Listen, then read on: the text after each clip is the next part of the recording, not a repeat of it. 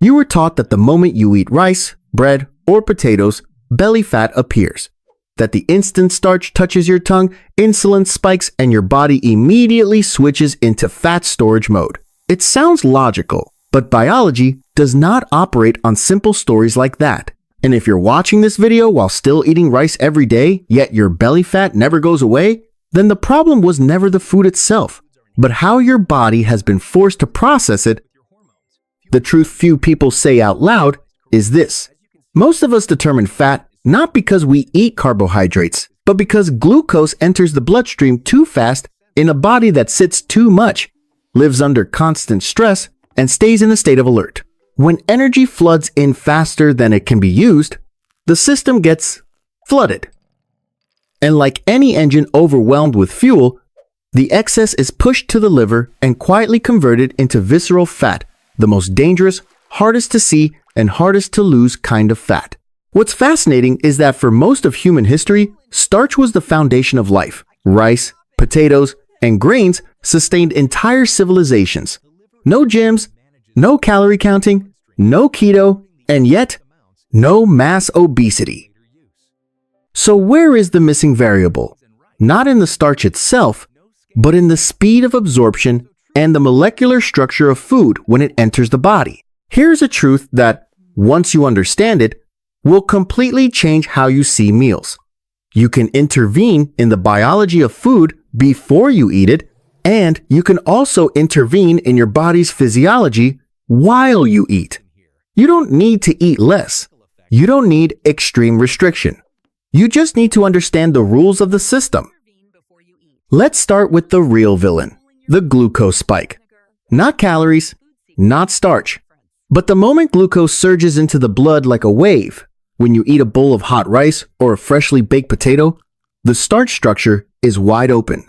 Digestive enzymes break it into glucose within minutes. Sugar rushes into the bloodstream.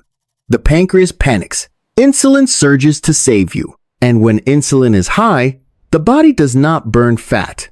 It locks the fat cells and tells the liver to make more fat. But if you make that glucose flow slower, everything changes. Here's a very everyday example. The same pot of rice, but eaten hot right after cooking versus eaten after being cooled overnight and reheated, produces a completely different biological response. When starch is cooled, its molecular structure reorganizes and becomes harder to digest. Part of it no longer turns into sugar, but instead travels to the colon to feed gut bacteria. You don't just lower the glucose spike, you also produce compounds that support gut health, reduce inflammation, and increase satiety. And the remarkable part is this: reheating does not destroy the effect. This is not a trick. This is chemistry. Then comes a tiny habit with massive impact: acidity. 1 tablespoon of vinegar in water, or simply dipping bread in vinegar, can slow the enzyme that cuts starch into sugar. Glucose no longer floods the blood, it trickles in slowly. The body has time to handle it. Insulin doesn't have to scream. And when insulin stays low, the visceral fat switch is never flipped. But the most common mistake isn't the food itself, it's the order in which we eat. Most people eat carbohydrates on an empty stomach. No barrier, no delay. Glucose hits the small intestine immediately. End of story. But simply eating vegetables first, then protein and fat, and leaving starch for last, creates a physical armor in the gut. Fiber slows absorption. Satiety hormones slow gastric emptying. Glucose enters the blood far more gradually. Same meal, completely different biology. And finally, the decisive question: where does glucose go after a meal? To the liver to become fat, or to muscle to become fuel? You can choose that destination with one very simple action: walking after meals. No intense exercise, just 10 to 15 minutes. When muscles contract, they open glucose uptake pathways without needing high insulin. At that moment, muscle acts like a sponge, quietly, efficiently pulling sugar out of the bloodstream. Carbohydrates are not bad, but eating them in a stressed, sedentary body with rapid absorption is a perfect recipe for fat gain. When you understand how to slow, shield, and redirect that energy, starch becomes a neutral, even beneficial fuel. If you've reached this point and realized that you were never taught how to eat, only told to eat less, comment, "I get it now." So I know you're seeing your body through a different lens. And if you've ever tried cooling rice, eating vegetables first, or walking after meals, share your experience below. Your body doesn't need to be forced. It just needs to be understood correctly. What causes so many people to fail at losing belly fat is not a lack of discipline, but the fact that they are fighting the wrong enemy. They try to force their bodies to burn fat while simultaneously sending a very clear biological signal.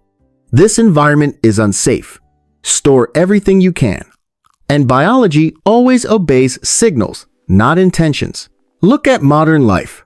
We eat fast. We sit all day. Our minds are constantly tense. Our sleep is shallow. To the body, this is not a comfortable lifestyle. It is a prolonged emergency state. In that state, insulin is no longer just a blood sugar hormone. It becomes a survival hormone. When insulin is repeatedly pushed high, the body learns one simple lesson. Energy arrives fast and disappears fast, so it's better to keep it. And visceral fat is the safest vault for that decision. Metabolic science has shown this very clearly. Belly fat is not determined by the total amount of carbohydrates you eat in a day, but by the area under the glucose curve, how fast and how high glucose enters the blood. Two people eat the same bowl of rice, the same number of calories, but the person with the lower glucose spike has a completely different hormonal response. Less insulin, fewer fat storage signals, and over time, less visceral fat. This is why so many people don't eat much but still gain fat, while others eat rice and potatoes every day and keep a stable waistline. It's not mysterious genetics. It's how their system processes energy over time. Here's a very real-life example. Have you noticed that after rushed meals eaten hot, eaten fast, eaten under stress, you often feel sleepy, heavy-headed, and crave more food soon after? That's not weakness. That's glucose rising fast and crashing fast. Insulin pulls it down aggressively. The brain senses an energy drop and demands more. Meanwhile, a slowed down meal, vegetables first, cooled starch, a bit of acid, some movement afterward, leaves a very different feeling. Longer satiety, mental clarity, fewer cravings. This is not psychology. This is physiology. At a deeper level, visceral fat is not just extra fat. It is an endocrine tissue. It releases inflammatory signals, makes the liver less insulin sensitive, and tightens the fat storage loop even further. That's why every time you flatten a glucose spike, you're not just eating safer in that meal, you're loosening a biological spiral that has been building for years. What matters most is this.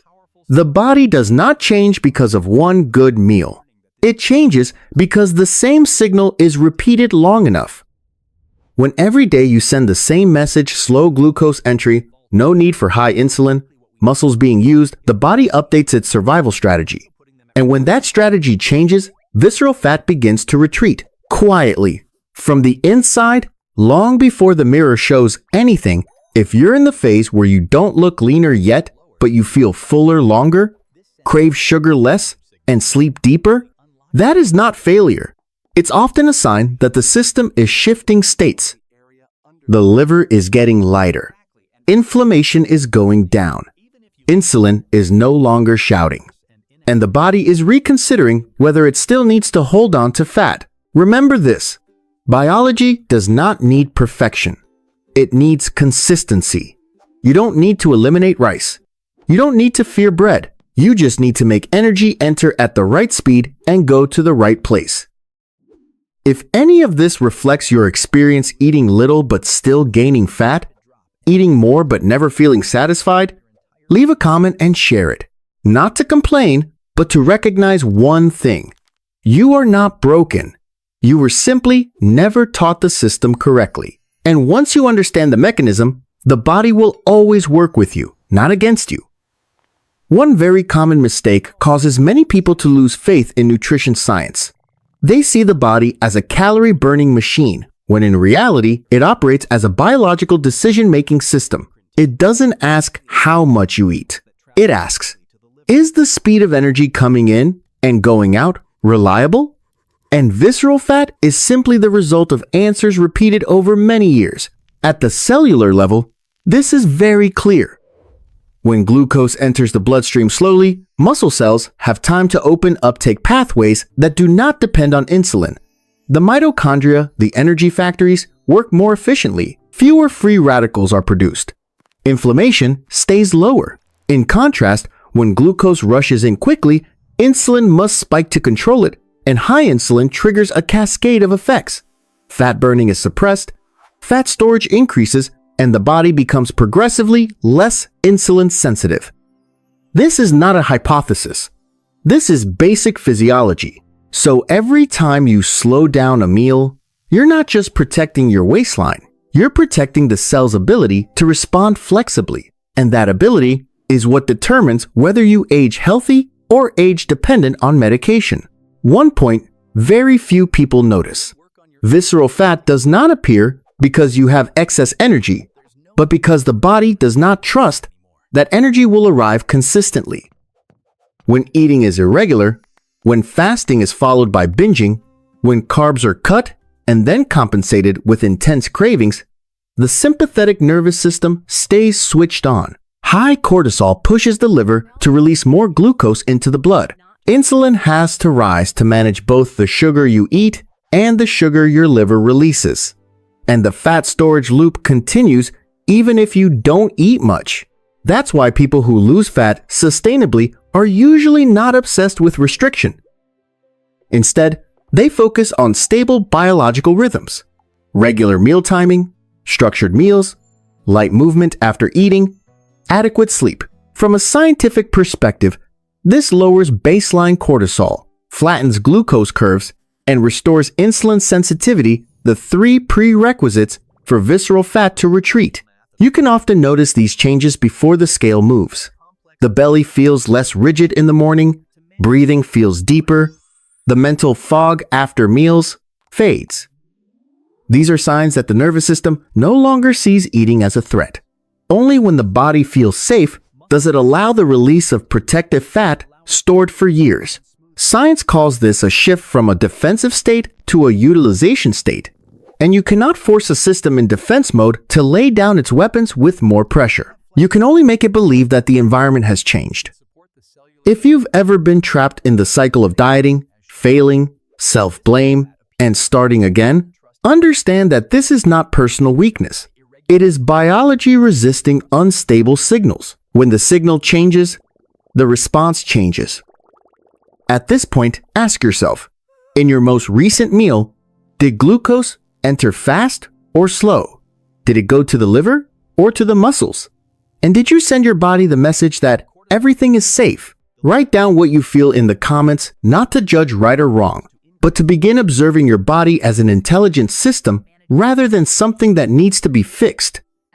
Before this video ends, there is one very important thing I want you to hold on to, not as an eating hack and not as a promise of fast weight loss. Hold it as a correct way of understanding your body, because for a long time, you may have lived with the feeling that you were doing something wrong, when in reality, your body was simply trying to protect you in the only way biology knows how. Visceral fat does not appear because you are weak. It does not exist because you eat bread or rice. It exists because your body has lived for too long in an environment where energy arrives fast, disappears fast, stress is chronic, and there are no clear signals of safety. In that context, holding on to a deep, hard-to-access reserve is not failure. It is a very intelligent survival decision. When you understand this, you stop seeing bread and rice as enemies. You begin to see them as tools.